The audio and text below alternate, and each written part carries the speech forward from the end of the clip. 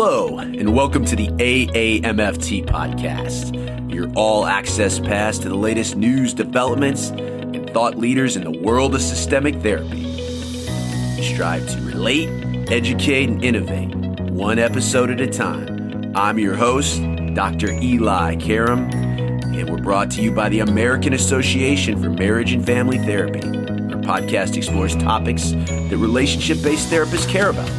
In addition to featuring unique conversations and interviews with established experts, our show provides information and education on direct practice and emerging trends in the MFT profession. For more information, please visit us at aamft.org. Thanks for listening and enjoy the show.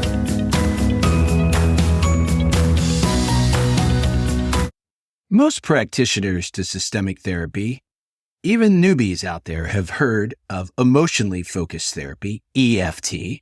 But do you know its counterpart, emotionally focused family therapy, EFFT, follows many of the same principles and practices of EFT to restore connection and promote resilience in family relationships, with the principal goal being to reestablish more secure family patterns where attachment and caregiving responses are effective and emotional bonds are repaired. These resources inform a network of security that provide the flexibility and closeness necessary for families to promote both individual growth and meaningful relationships across the generations. So today on the AAMFT Podcast, we're going to explore the world of emotionally focused family therapy with expert and innovator Jim Furrow, now an adjunct faculty member at Seattle University. Dr. Furrow is a recognized leader and contributor to the practice of EFT and EFFT. He is a contributing author and editor of 5 EFT texts, including Emotionally Focused Family Therapy, Restoring Connection and Promoting Resilience, and Becoming an Emotionally Focused Therapist, the workbook. His research on couple therapy and positive youth development are found in field-leading publications. He is a clinical fellow and an approved supervisor with the AAMFT. He's a certified family life educator, and Jim co-founded the Los Angeles Center for Emotionally Focused Therapy and is a ICEEFT certified therapist, supervisor, and trainer.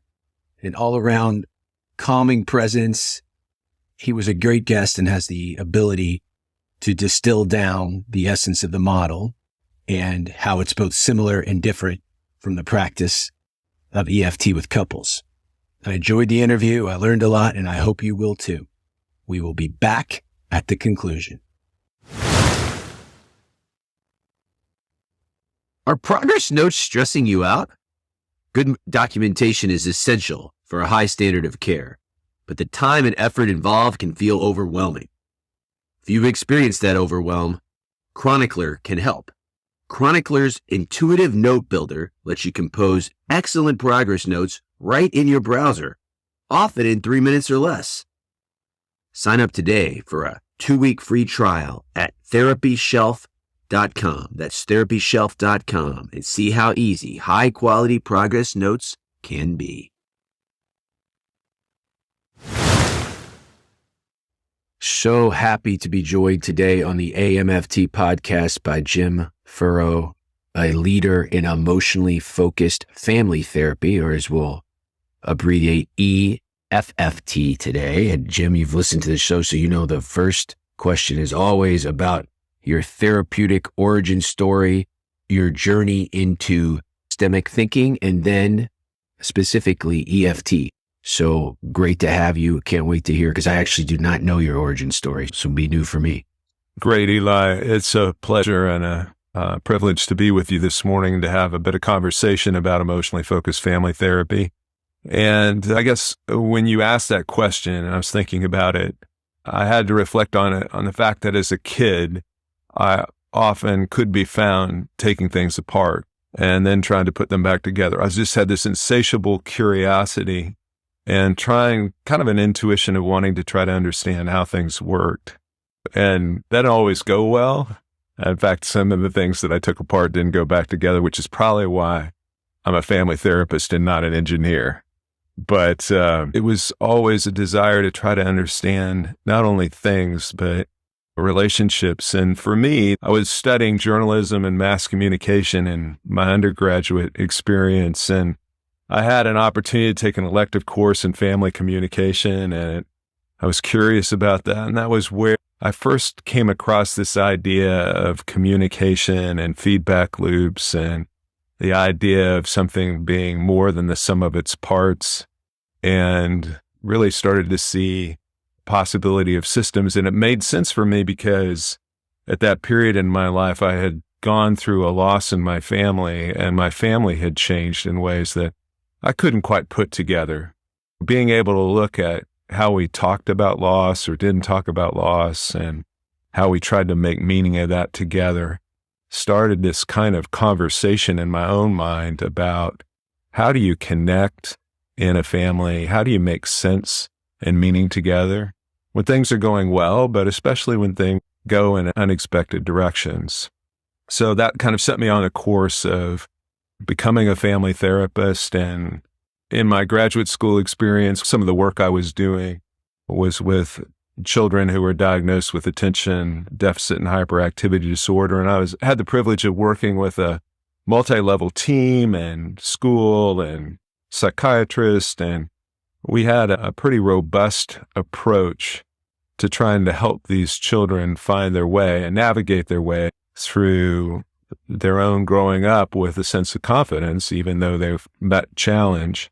And in that environment, I was again met with this idea of here's some challenge and difficulty, and the family is facing it with all these resources, but it's being caught in perpetual bad weather. And I live in Seattle now and moved up here from LA, and I think in Los Angeles we have sunshine over 300 days a year, and in Seattle it's more like gray, at least 200 days a year or so it seems. And like that changes the climate, and it changes your experience. It changes how you feel. It changes how you see yourself. And I think that was one of the things that I was noticing in these families that was a challenge, was that it was like they were caught in a negative climate all the time. And it wasn't just about behaviors, and it wasn't just about understanding, and it wasn't just about performance, but it was how I see myself and how I see you. And in many cases, for many of these families, that was this kind of negative loop that kept reoccurring and taking out the resources that you would otherwise find in families facing difficulties with school or social challenges. And so that got my mind thinking about the ways in which my work needed to transcend just a new understanding, needed to transcend just a new set of practices. But I needed to change the environment. I needed to change the climate. And at the same time, like I was a growing therapist, I was trying to figure out how to do this. And the sessions that I felt the best about, the work that I felt the most effective with, often include these moments of transcending emotional experience where something shifted, and it shifted at an emotional level, and it shifted in relationship between people and within people. And what I've come now, or through the understanding of my colleagues and the field, is we talk about this as a corrective emotional experience, but that's what I was drawn to. And I realized at the time my training had helped me be able to see emotional patterns, be able to label them, to name them, but not necessarily to change them. And especially not to help me know how to use emotion as a agent of change. I stumbled across an article by Sue Johnson and Les Greenberg and emotionally focused therapy. And I thought, oh, okay, this is what I've been looking for: a path, a map, a direction, some guidance on how to use emotion for change in relationship. And that started this kind of 30-year journey that I've been on and trying to understand an awareness and deepen an understanding of connection, and what I think is a profound process of change. Your story is like so many model developers or experts in this systemic therapy, and that we have a personal experience, much like you had a personal loss at an early age, as I discovered kind of family therapy and healing. And I always thought systemically without ever having the systemic language. I've actually known many MFTs that have journalism or communications background, and it makes sense. And then gravitating toward graduate school, having these clinical experiences. And when you find a model, it has to be, as we talk about on the show many times, a good fit for your own worldview. And then you need to see something powerful happen in the room that really solidifies it. And anybody that's been a part of an emotionally focused change event, whether with couples or families, knows how powerful that can be. So your story will speak to a lot of our listeners. And it's interesting when we think of, as we do on the show, talk about the classic family therapy and studying feedback loops. And used to be believed your origin, your systemic thinkers, your Bateson group, your MRI, and they would say, oh, we study the feedback loops, but emotion is within the black box, and that's actually not good. We don't want to know. That gets in the way of change. And now certainly the field has changed, and then certainly emotion is a very powerful, in fact, lasting change. You affect the doing, thinking, but certainly the feeling as well. So we've come a long way. So let's start.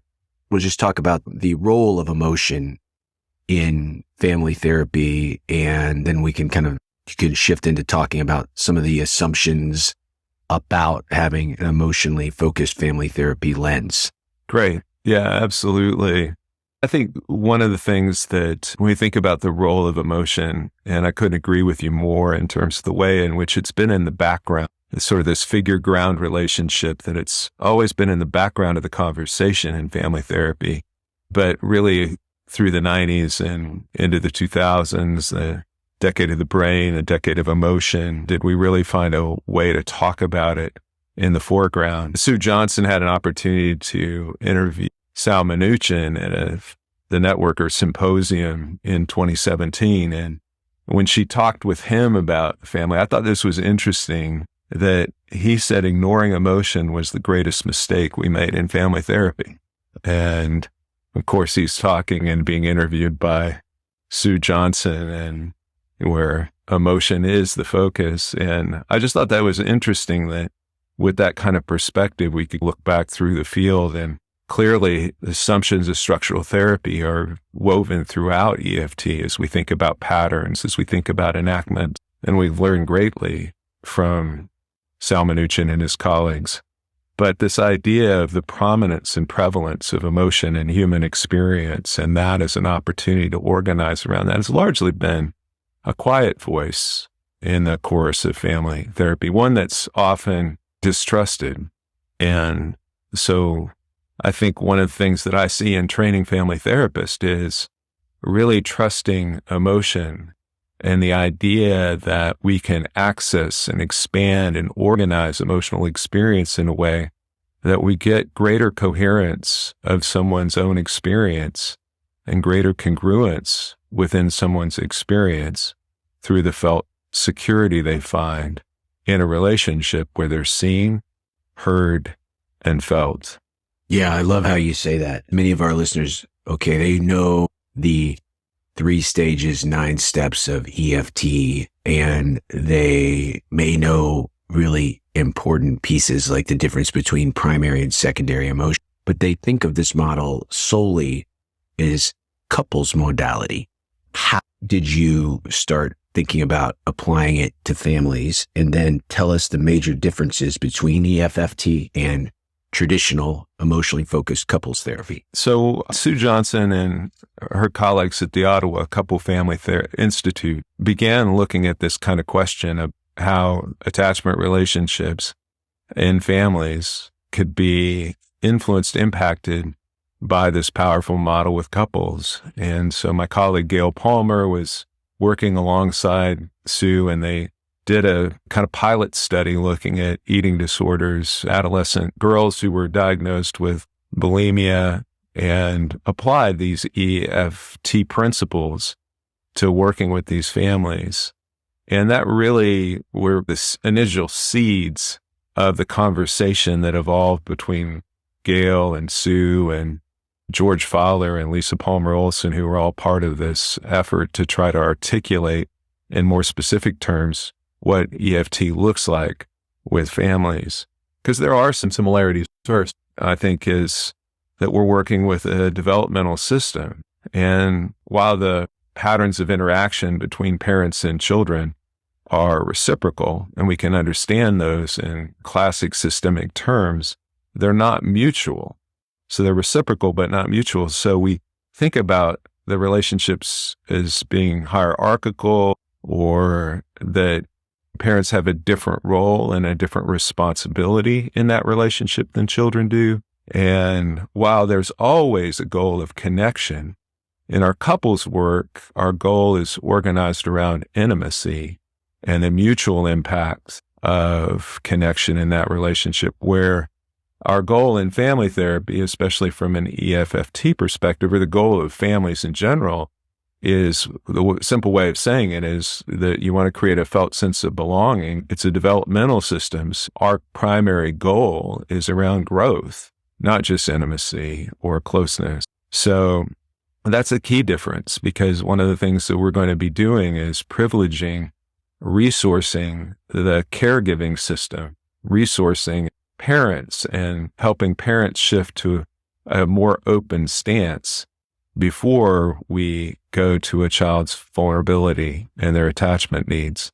So we flip it the other way around. Even though it's a reciprocal relationship, what we tend to find is that children who risk their vulnerability with parents who are closed in their own orientation toward their children, it's just going to recapitulate the same pattern over and over again. So we want to go in and support the parents and help them find new resources and find their emotional balance so that they can engage their children differently. We don't talk about pursuers and withdrawers. We talk about parents who are over or under responsive. And so we think about those relationships and those type of relationships. It's also one of the things that's unique, I think, about EFT is the generational focus, that we're dealing with a generational system, and that the caregiving a parent brings into, and when I talk about parents, I don't mean just biological parents, but those attachment figures in a child's life. So recognizing that many families, it can involve a variety of different caregivers, but the ones that really matter, the caregiving is shaped by their own experience of caregiving, as well as by their experience with their child in the present moment. But it's also what they bring to that interaction is how they see caregiving in light of what they have themselves received. And in some cases, they're trying to replicate what they received. In some cases, they're trying to overcome what they lived through. But that older story, that generational experience, is something that we're always working with. It's like relational software, right? That they've just been coded into their experience of connection, and they're trying to bring that in relevant ways to their child, often, most often with the intention of doing something better for their children. A EFT therapist or someone applying EFT to families has to be flexible, because there's more relationships involved. There are different configurations. You've got developmental issues that change. You have attachment relationships that are specific, that they're dyadic. They happen between a mom and a son, a daughter and a dad, but they're also influenced by the other relationships that surround them. So who we see, when we see them, how we organize the work can change family to family. Whereas with couples work, you pretty much are working with the same two people in that relationship or that couple relationship or intimate partnership with some degree of consistency. And the last thing is just that family work is fast. They're often in fewer sessions than couples. Often the rigidity in family systems is less than what you might see in a couple who's been in the same stuck spot for years. Often the blocks that families run into are related to a situational issue, like a child who's not going to school, or a problem that they're having in a specific relationship, or a loss that just happened. And so our work is more time limited, and it tends to go more quickly. So you have to be fast and flexible. You're reading my mind, because I was thinking, when I've done this work with couples and then taken some of these principles that we're going to talk about today and adapt them to working with families, especially families with teenagers. You're right. I work with a lot of couples that I call them stably disconnected. They've been in these pursuer, distancer patterns for a long time, but they're not imminently in crisis or going to separate or divorce. Whereas if you have a family with a teenager, usually there is some important event or some crisis that has led to the work, and you don't have as much time to get the work going. And you also have parents, because they're coming to a crisis and they are like, fix my kid, or we need help. So I guess the next two questions are about getting a buy-in. You got parents that just had a crisis with a teenager and they're like, fix my kid. They're not really wanting to connect their blueprint as far as their relationship with their parents or their attachment style. They just want help for the kid. So how do you work with the fix my kid type of parents? There's 4 things that we think about and trying to change that mindset. And I think the first one is to see the parent well and empathize with their struggle, because a lot of that energy that they bring in that's organized around change my child it's difficult, right? And they feel alone in that. And one of the things we believe is that by resourcing the parent system or the caregiving system, we create more flexibility. So that begins with being able to see the parent's struggle. The second part of that and related to that is to see their importance. They have a unique role in that child's life. They're an attachment figure. The child depends on them uniquely. And so we want to help them see that we see the importance and the significance that they play in their child, the unique role that they have in this relationship. And then third, and probably critical, and there are a number of attachment related, Guy Diamond and others who follow along have a similar kind of emphasis and focus, is to really be able to catch their caregiving intention and to recognize that part of that energy, part of that effort, and all that intention directed toward change is an expression of the care that they feel deeply, almost in their bodies, if you will, about the concern of their child. So we want to align with that caregiving intention. We want to help them see that we see that even in those difficult moments that end in painful places, that it's coming from a deep intent to care and do well by their child. And as we do that, then like empathizing with the parents, seeing their importance, catching their caregiving intention, we want to frame that in terms of an interaction. So I'll often just ask a parent in a moment, like, tell me about the last time you really felt, I need to change this. This needs to change. Just tell me what happened. So I get the story, I get the narrative, I get the play by play, and that creates an opportunity for me to start to help the parent see that this is something that happened in an interaction. This is something that happens in a relationship.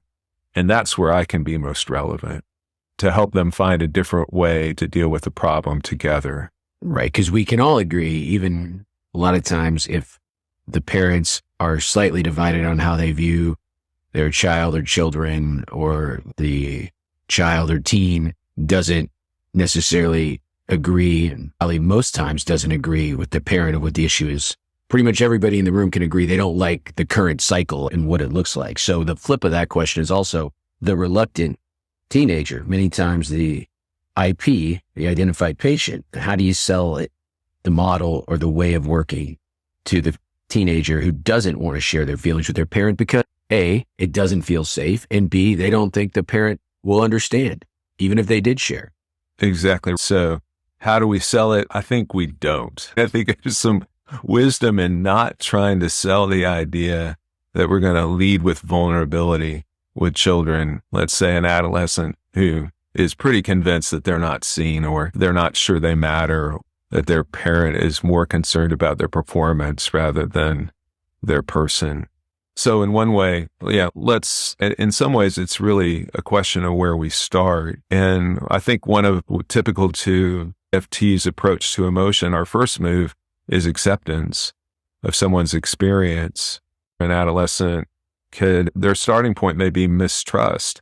Their starting point may be blame, because behind the blame is a felt sense of shame. They don't feel acceptable. They don't feel even like disclosing that vulnerability would be a safe or good idea, because it would just reconfirm what they already fear.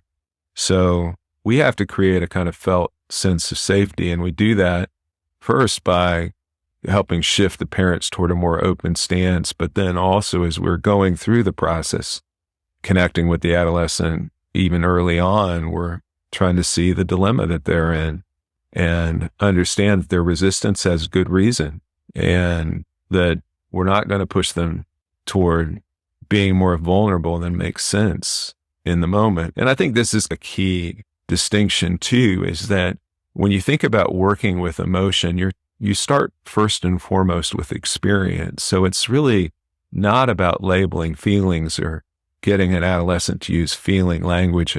That may be helpful at some point, but it's really starts with seeing them in their context, seeing them in their experience, being curious with them about what it's like with them, and honor the resistance itself, because there's good reasons for it. And we want to understand what those good reasons are. And we also want to be able to put in place something that they can rely on in place of that resistance. And I think that begins with a trusting relationship with us. Now, one of the challenges in doing family therapy, historically, you have people that have very different experiences, as we've been saying. So as the therapist, you have to hold space, validate everybody's reality, and try to put it in a workable frame to tie it into goals and alliances, tasks, goals, and bonds. There's this great EFT study that is now about 25 years old, talking about the task dimension of therapy, which is a big part of the alliance, is a very essential in EFT, that you have to buy into this way of working that the therapist is structuring for the client. So let's talk about how an emotionally focused family therapist can hold space for everybody and try to tie something together under some common banner. I think we unnecessarily tract systems and break things down because especially young therapists are uncomfortable with conflict or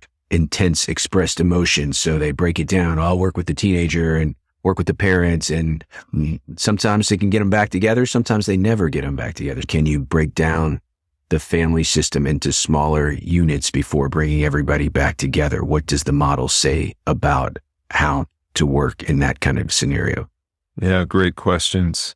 I think one of the things that I found helpful about EFT is, as Sue Johnson and others have talked about, a map for the territory. You've got a through line that you're trying to follow in engaging experience, organizing experience, and using experience in new ways, where relationships become the resources for resilience for families. So you want to start with where, as you said, where families are, and that is often different people in the room having different experiences of the same relationship, or what they call a family. And so from an assessment perspective, one of the things that we think about is whether we start with the parents or we start with the family as a whole. And when we talk about family, I know there's this notion that you need to get everybody in the room to see the system. And we would nuance that a bit and say we want to get everyone who's relevant to the presenting problem in the family in the room, at least for a conversation, because we want to understand and get an assessment of the family's emotional climate and how they talk together or don't talk together, or what the experience of that is like. And we'll ask a question sometimes, what's it like to be you in this family? And that's just and I want to hear from each one of you. So it's an opportunity to get everybody on the dance floor. It's an opportunity to hear everybody's experience. And I'm thinking about one family we worked with where the one parent said stressed and the 8-year-old child said enthusiastic. And it was just because he had learned that word this week in school, and he was like really proud to use that word. And then we moved the lens around this family, and it landed last on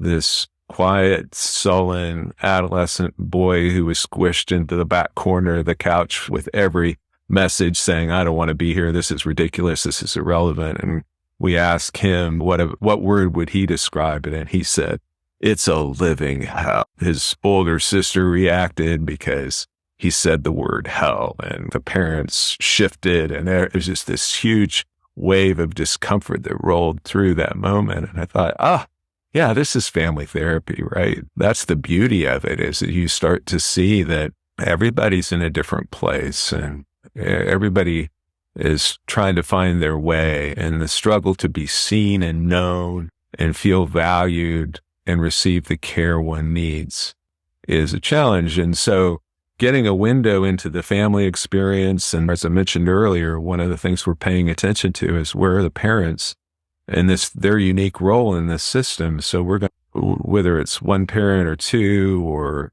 like that caregiving system, it might be an extended family member. We're going to have a session where we begin to understand and what it's like for them and what their concerns are, and tune into that level of the system. And then we're also going to assess and have a session where we're going to reach out to the siblings and try a sibling system and to assess the resources that are there and the ways in which siblings are there for each other, and also to send a counter message to the idea that while one child might be in a level of distress, the conversation that we're having is about the family as a whole and not just the one person having a problem. So that's how we organize the initial assessment phase. And we're also, I want to say one last thing about that, is that we're trying to see more and more, we're trying to see how people express their emotion and how they talk about their attachment relationships and the nature of our own alliance with this family through their context. Because not every family is coming from the same place culturally, socio-demographically, and that culture or that context can really matter, particularly when you're talking about vulnerability, especially if your assumption is we're going to get change through vulnerability, and we're going to work with a family who doesn't feel safe in their neighborhood, doesn't feel safe in their school, in their community. How we work with vulnerability really needs to take into account the context that people come from. And that begins with our relationship and being able to see that context. Yes. We've talked about assessment. Now let's talk about some of the key interventions in working from an emotionally focused framework with families.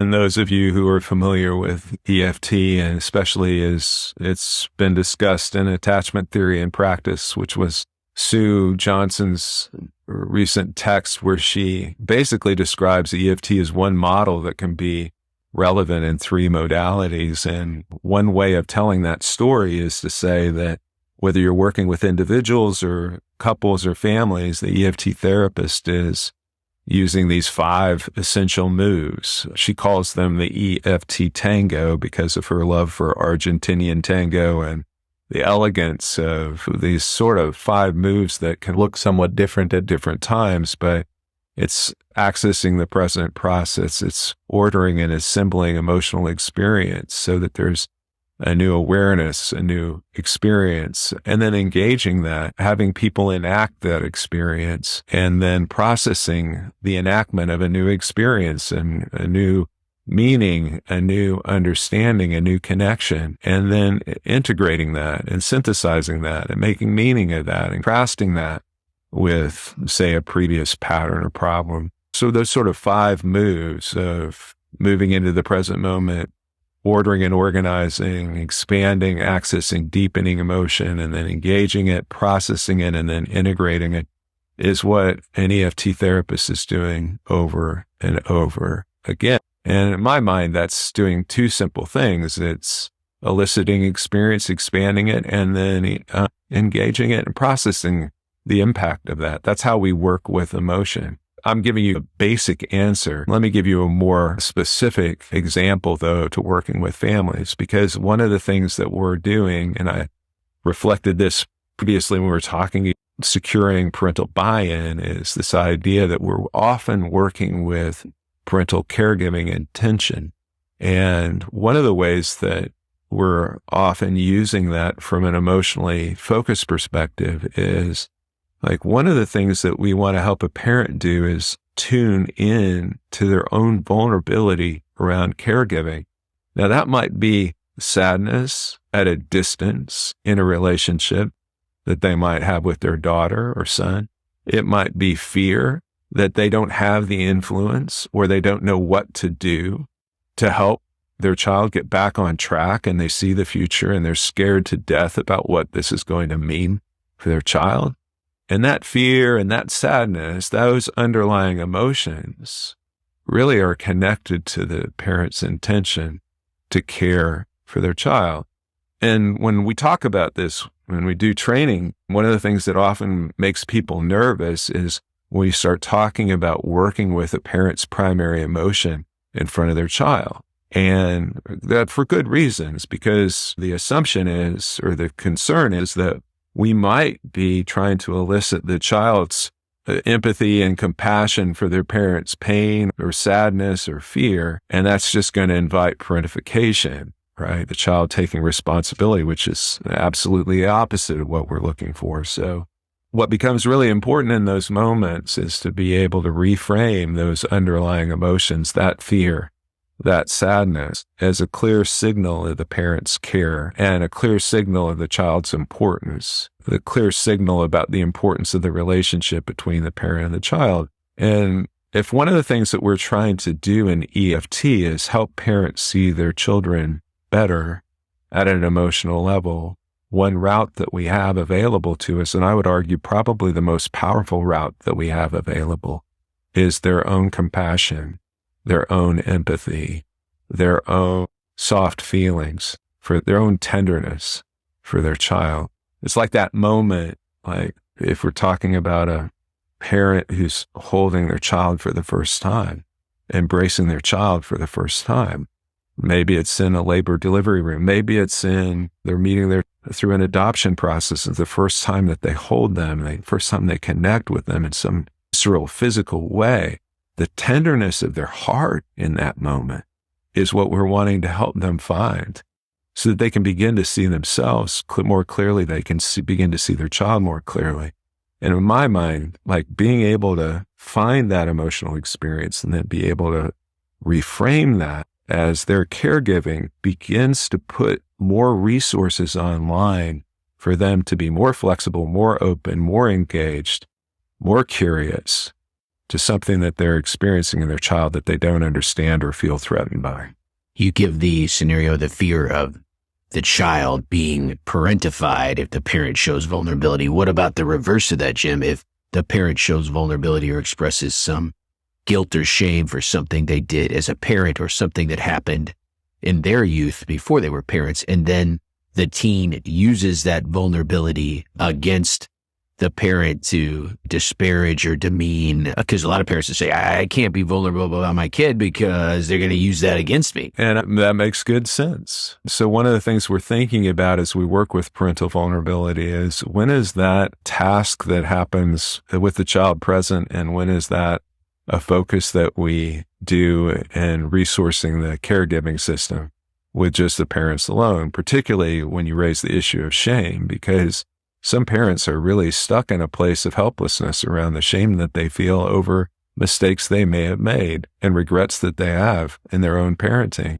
And so if that's inflexible and that's a really stuck spot, it doesn't do anyone favors to try to process through that with the child present in the room. And we might get a sense of that and assess that with the child present, but we're going to work with that separately. And it goes to your point about kind of the flexibility in EFT. We're making these judgment calls about, okay, where is the most distressed dyad? Where is the block in the relationship? And how do we resource that block with resources of security and availability, first from the therapist, and then being able to use that in the parent-child interaction. That being said, the other side of that is a child who's using their parent's vulnerability against them is, I think we need to get curious around that with that child, as that's a protest move or a move toward mistrust. It's given them maybe some additional leverage that they think, but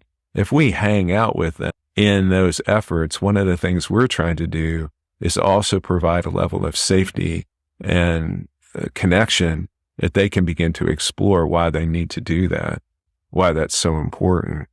And in some ways, one of the things we're often doing in EFT is trying to decriminalize these action tendencies that people have in moments of distress. And that's just another example of that. I think it's a question of how the therapist shows up in those moments, both for the parent and the child. Let's talk about showing up, because I was mentioning earlier when I talked about therapist worldview, I think if you look at the world through an attachment lens and you've been exposed to powerful moments of emotional healing, this is a good model for you. Let's talk about the other qualities that a successful, emotionally focused family therapist needs to have. Clearly, in listening to your voice this hour, you are very soothing and calm, and I know that to be part of something that makes you effective, and our listeners can hear that. So that's probably one of them, but I'm curious what you think in all your years of experience, both as a clinician, as a master trainer, evolving the model. What do you think are the most important qualities emotionally focused family therapists should have? Thank you, Eli. Thank you for those kind words.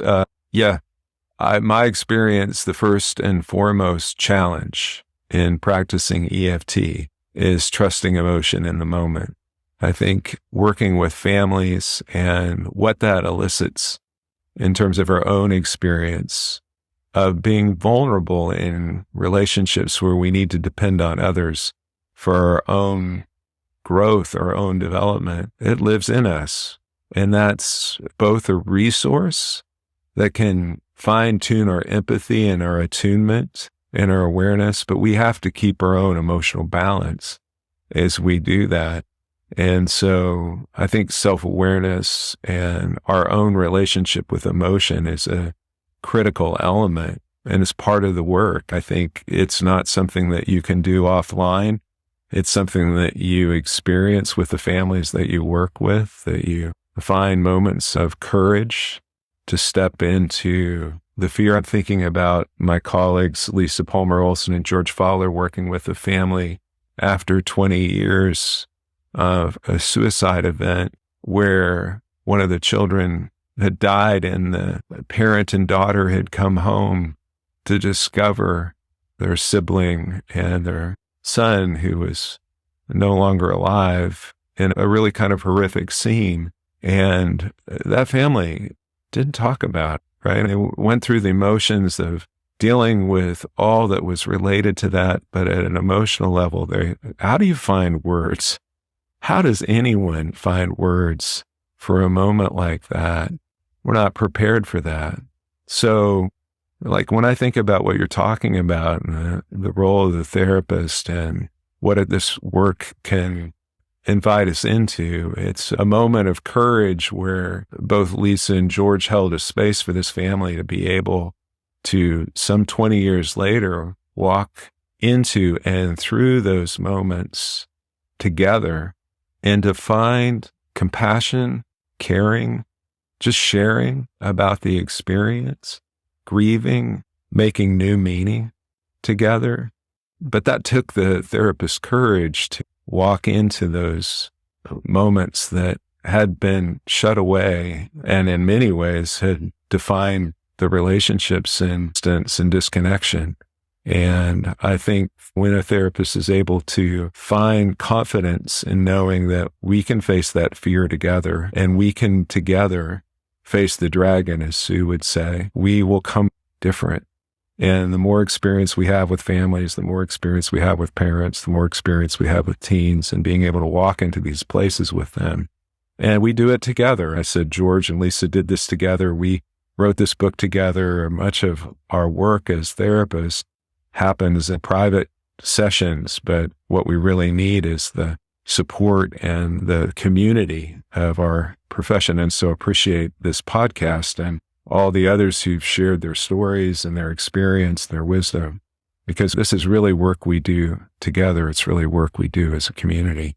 I think that is one of the greatest selling points of the model, both EFT and EFFT, is the community of people that practice and learn from each other. I always teach EFT late in both my traditional models course and in my couples course, because even if you understand the dance moves, as Sue would say, it is timing. It is the paradoxical nature, as we've talked about this hour, of feeling, especially with families, that you don't have a lot of time, but slowing down, holding space, validating that experience. It is powerful when it works, but also very challenging for young therapists many times that don't have enough repetitions under their belt and aren't a master clinician with years and years of experience in therapy hours logged, because it is something that even if you can understand conceptually, making it happen in the room and being able to have enough clinical and life experience, it is beautiful when it comes together. I think this is a model that grows as you grow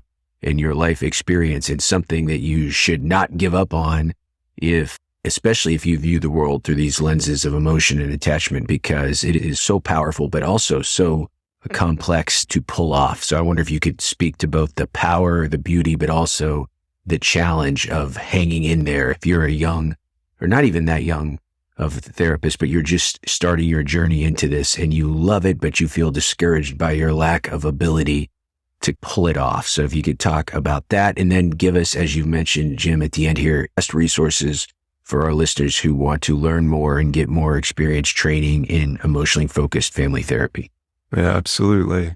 I think there's a way in which EFT is understood top down, but learned bottom up. And it's a kind of integration that Dan Siegel writes and speaks about, where we bring our understanding into online experience in the moment. And that's a complex process, particularly since a lot of our responses to emotion are automated, and we can't just override them with new information.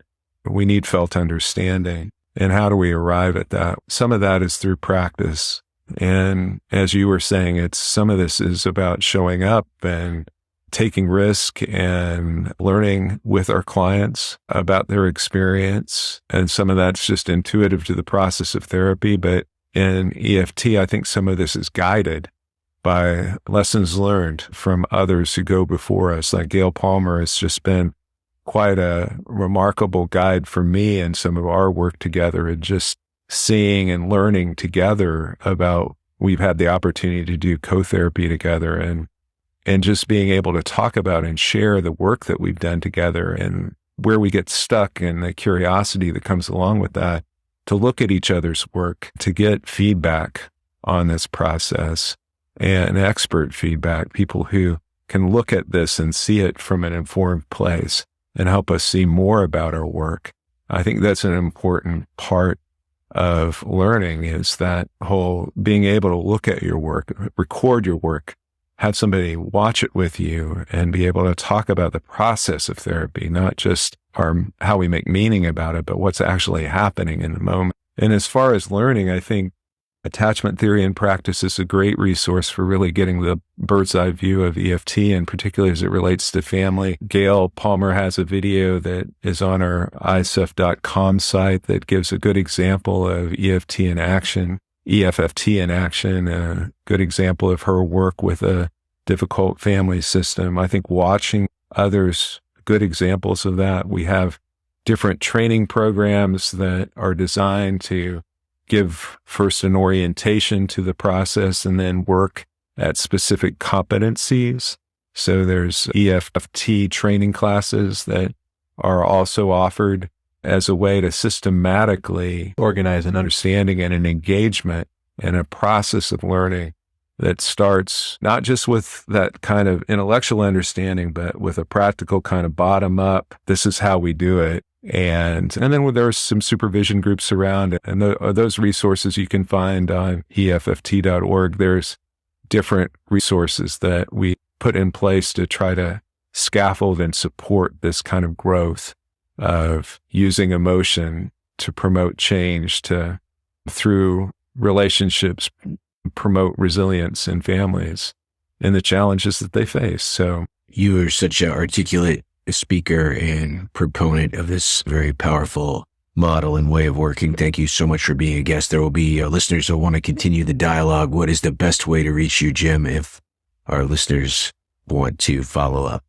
Yeah, you can reach me at info@EEFT.org. I'd be happy to continue the conversation or point you to resources that would help you grow in your work with families. It's such important work because one of the things we're doing, Eli, is we're impacting relationships that set trajectories for the future and creating resources that will pay dividends in families for years to come. Eli back with you, bringing to a close another informative installment of the AAMFT Podcast. That was great, Jim. Like I said, a very soothing presence, and I learned a lot. If you want to learn more about emotionally focused family therapy, look no further than EEFT.org, Emotionally Focused Therapy for Families, where you'll find everything from training events, other resources, online tips. Right now on the front page, I see Level 1 training, Emotionally Focused Family Therapy, Restoring Connections and Promoting Resilience with Jim and EFT Master Trainer Gail Palmer, who was referenced. Also, you can go back to our archives in the AAMFT Podcast. Our first guest, which kicked off the podcast in January of 2019, was Sue Johnson herself, a 2-part interview, episodes 1 and 2, first in our Pioneer series, and certainly worth a listen to learn about the person behind the model and Sue's interesting background, her own attachment style with her caregivers, her father and her mother. Also referenced by Jim, Guy Diamond and his work in attachment-based therapy, working with self-harming adolescents and families. You can go to episode 16 if you want to know more about attachment-based family therapy. Wherever you find your favorite podcast, I like Apple Podcasts, Spotify. You can also go to see our most recent batch of episodes at AAMFT.org. Please, we rely on you, the listener. Helps us identify emerging topics in the field of systemic therapy. Get a hold of me, Eli at NorthstarCounselingCenter.com. You can go to www.elikaram, that's ELIKARAM.com. Find out everything about me, including latest projects I have going on, a textbook/training manual for the National MFT licensure exam, as well as bringing common factors to life in couple and family therapy. Latest book with Dr. Adrian Blow, talking about the common bonds that unite us as relational healers in systemic therapy. And it's a great resource for those kind of perfecting their game as far as working with couples and families, and also neophytes into the world of couple and family therapy from Routledge Books. It's an honor to do this podcast, talk with great leaders in our field each and every episode, and I thank you for listening.